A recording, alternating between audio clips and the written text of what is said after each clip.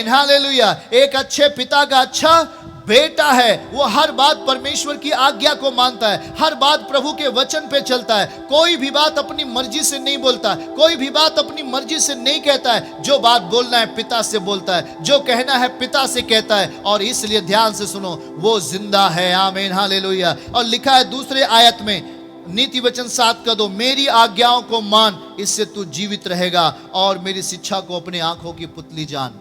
आज जो प्रभु आपको शिक्षा दे रहा है, आज अपने जीवन में यदि अंधियारे को खत्म करना है तो उजियाले को लेके आना पड़ेगा।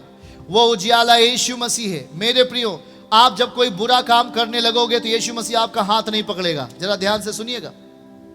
जब आप कोई गंदा काम करोगे तो प्रभु आपको आकर बगल में खड़ा होकर कहेगा, हे ऐसा मत कर। आपको कभी ऐसा रोक नहीं सकता है, परंतु ये वचन ही आपको रोकेगा जो आपके अंदर है। जब आपका नया जन्म हो जाएगा मेरे प्रियो, मेरे भाई और बहनों, तो आप हर बुरे काम, जब कोई बुरा काम आपके सामने होता रहेगा मेरे प्रियो, कोई भी गंदा काम के लिए अगर शैतान आपको बोलेगा भी तो आप नहीं जाओगे, क्योंकि आपका ये वचन आपको हृदय में याद आ जाएगा। नहीं नहीं नहीं, मेरा प्रभु ऐसा नहीं कहता, मेरा प्रभु ऐसा नहीं करता, मेरा प्रभु किसी की बुराई नहीं करता, मेरा प्रभु किसी की निंदा नहीं करता, मुझे भी निंदा नहीं करनी है, मुझे भी। देखो ध्यान से मेरे भाई और बहनों, गांव में अक्सर ऐसा होता है, पड़ोसियों में आप अक्सर कोई बुरी बात सुनते हैं तो यहां से सुना तो दाएं वाले को बता दिया, दाएं वाला सुना बाएं वालों को बता दिया, बाएं वाला सुना फिर अपने दाएं वालों को बता दिया, फिर दाएं वाला सुना फिर अपने बाएं वालों को बता दिया। इस तरीके से जो एक छोटी सी बात, जैसे कि एक छोटी सी आग पूरे जंगल को राख कर देती है। देखिए क्यों? क्योंकि उसको बुझाने वाला कोई रहता नहीं है। आप देखिए, अगर किसी के पास बुरी बातें पहुंचती हैं तो यदि आप मसीह के लोग हैं तो बुरी बातों को अपने अंदर रख लो, किसी दूसरों को बताने की जरूरत नहीं है।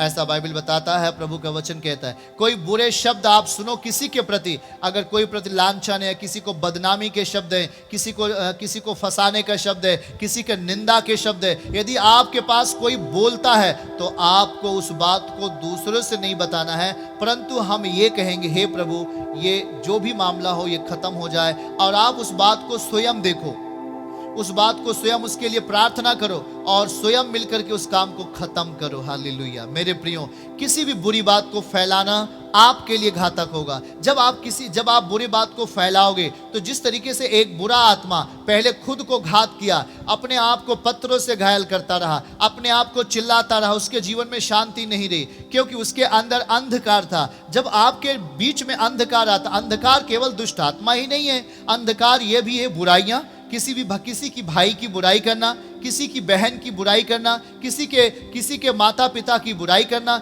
ये तमाम प्रकार की एक अंधकार की बातें हैं। तो उस अंधकार को यदि आप वहीं पर खत्म नहीं किया तो ये अंधकार आपको खत्म करेगा, आपको चोट पहुंचाएगा। मेरे प्रियो ध्यान से सुनो, वहां आप ये नहीं कह सकते प्रभु आपने मुझे छुड़ाया नहीं इस गंदगी से। प्रभु आपके पास वचन दे देता है, प्रभु पहले ही आपको शब्द दे रहा है, प्रभु पहले ही आपको वचन देता है। अब आइए एक बाइबल खोले और भजन संहिता 103 के पद को हम पढ़ेंगे। भजन संहिता 103 अध्याय हम जब खोले तो परमेश्वर वहां पे क्या बताता है। भजन 103, हालेलुया।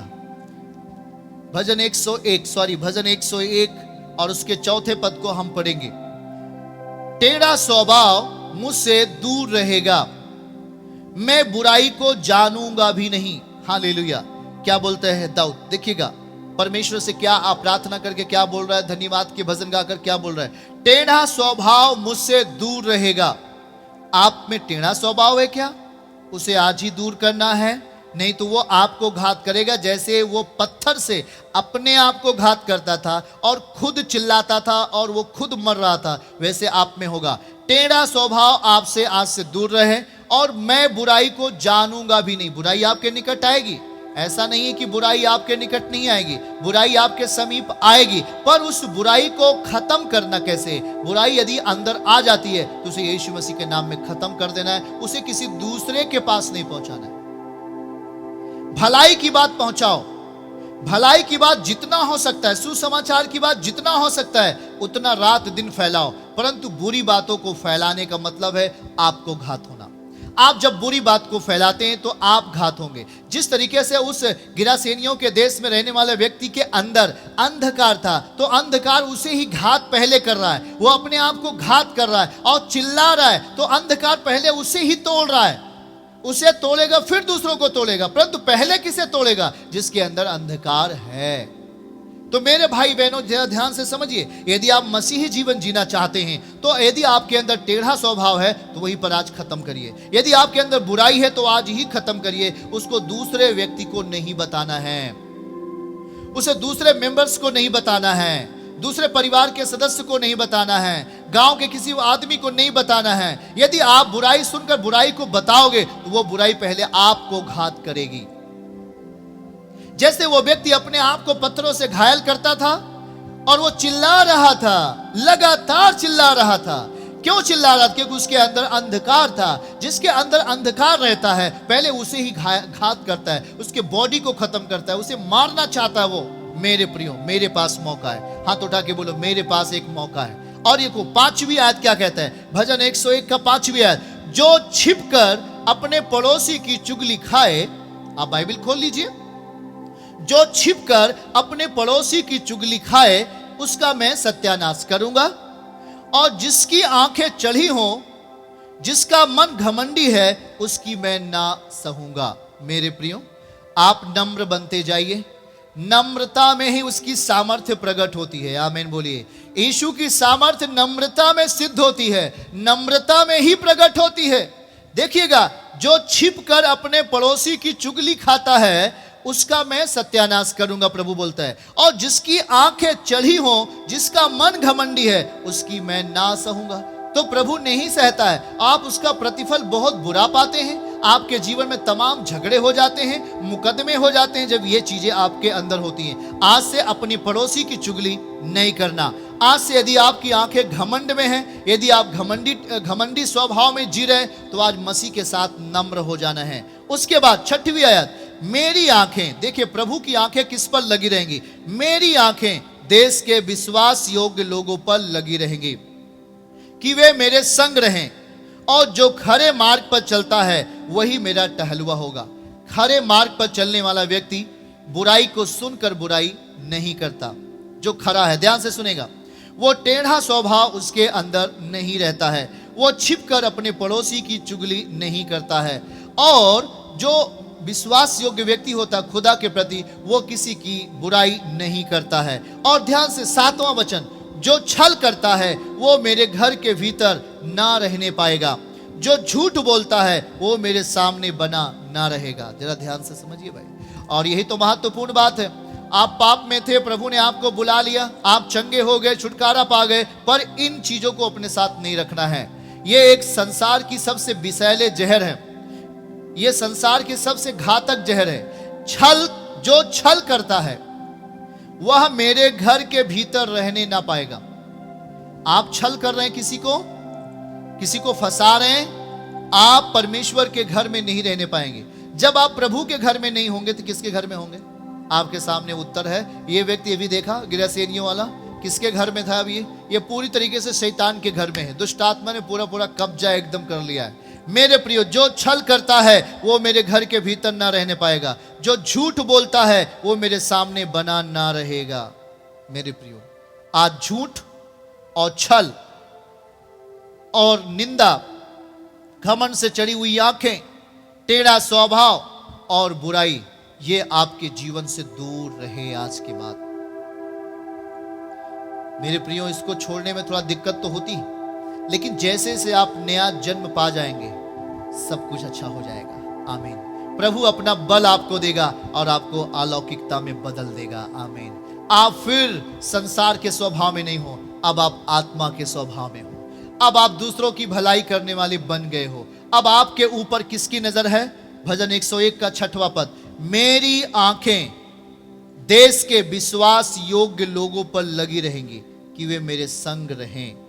जो खरे मार्ग पर चलता है वही मेरा टहलुआ होगा। मेरे प्रियो, क्या आपके ऊपर परमेश्वर की आंखें हैं?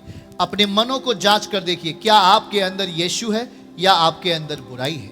या आपके अंदर प्रभु है या आपके अंदर करवाहट है? या आपके अंदर यीशु है या आपके अंदर निंदा है? या आपके अंदर यीशु है या आपके अंदर टेढ़ा स्वभाव है। आज अपने आप को बदल दीजिए।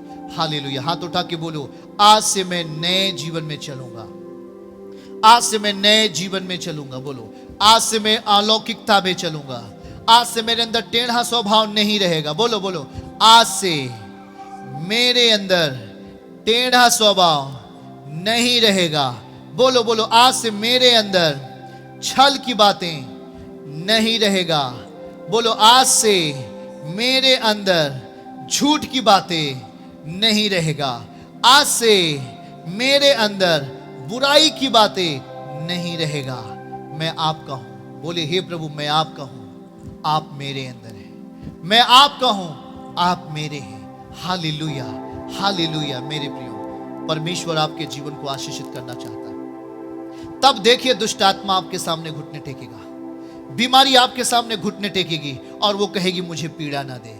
आप बहुत लोग बोलते हैं मैं बहुत कष्ट में हूं, मैं बहुत दुख में हूं, लेकिन ये सब मामला उल्टा हो जाएगा जब आप अलौकिकता में आ जाएंगे। आमीन। यीशु जैसे ही नाव से उतरता है, समस्या घुटना टेक देती है। आज यीशु को अपने अंदर लेके आइए और उससे कहिए, प्रभु तू मुझ में वास कर, तू मुझ में रह। आज से हर एक समस्या घुटना टेकने जा रही है, दुष्ट आत्मा घुटना टेकने जा रही है, बीमारी घुटना टेकने जा रही है। और आज आप अभिषेक में भरने जा रहे हो यीशु मसीह के नाम में। आज आप उसके वचनों के द्वारा आशीषित होने जा रहे हो यीशु के नाम में। आज से दुष्ट आत्मा आप में नहीं, आपको वो दबा नहीं सकता है। प्रभु आपके सामने घुटना टेक देगा।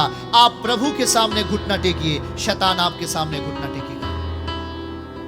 आप प्रभु के सामने हाथ फैलाओ, मनुष्य के सामने हाथ नहीं फैलाना पड़ेगा। उसके वचन को मानो, उसकी आज्ञाओं को मानो, शैतान आपके सामने घुटना टेकेगा और हर एक बीमारी का हल निकल आएगा, हर एक समस्या का हल निकल आएगा। जमीन नहीं बट रही है, बटेगा। खेत नहीं बट रहा है, बटेगा। कमाई नहीं हो रही है, होगा। व्यवसाय बंद है, शुरू होगा।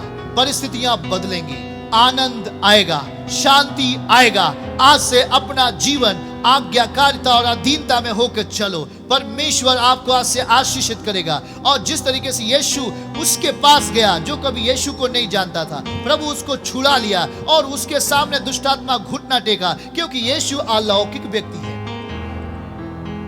वो एक अलौकिक व्यक्ति है। वैसे आज आपको अलौकिक व्यक्ति बनना है, प्रभु को अपने जीवन में लेके आना है और परमेश्वर हर कामों को पूरा करेंगे और आपको आशीषित करेगा।